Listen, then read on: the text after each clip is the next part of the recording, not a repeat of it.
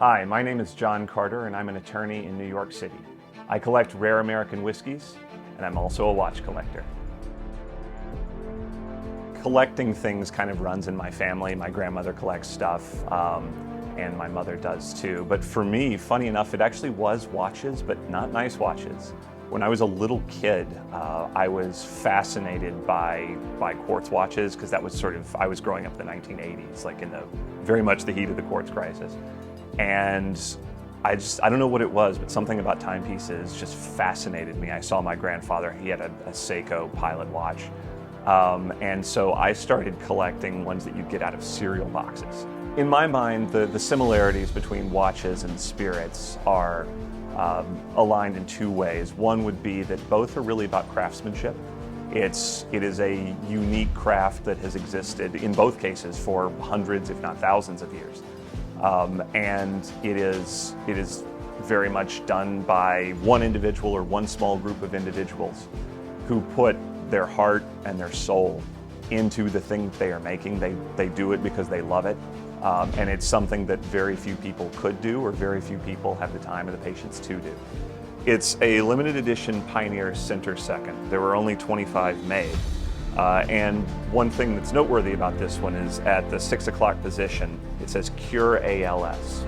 The story behind this watch is that in, I believe, 2019 or 2020, there was an individual who was partnering with the Duke ALS Clinic, Ann Moser, to design and release this special edition of the Pioneer Center Second, with the purpose of at least part of the proceeds benefiting the ALS clinic. So I have a bottle of whiskey that has a connection to the Moser that we talked about, and it's the Parker Heritage. This is a release from a few years ago. It's the 11-year-old bourbon.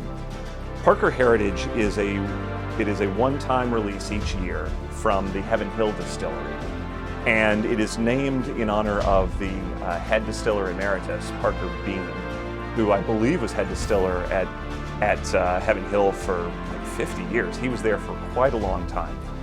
He contracted ALS, unfortunately, but the distillery several years ago decided to do limited edition bottlings in his honor.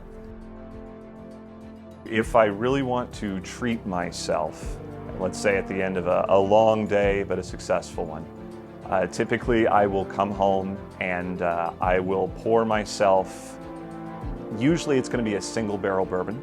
Oftentimes it'll be Blanton's. That's the original, that's my first love when it comes to bourbon, and I know that they have become increasingly difficult to get, but it's still, I think, sought after because it's delicious. So I will pour some Blanton's, a dram, in a little Glencairn glass. And these days I will strap on the watch that's on my wrist right now, which is my latest piece. It's an Omega Aquaterra World Timer. I love to look at it, number one, because it's just a beautiful thing to see. But number two, it reminds me of places that I've been in the world, places I've visited. And then also it makes me think about all the places that I have not yet visited but want to. And that's a perfect moment to me.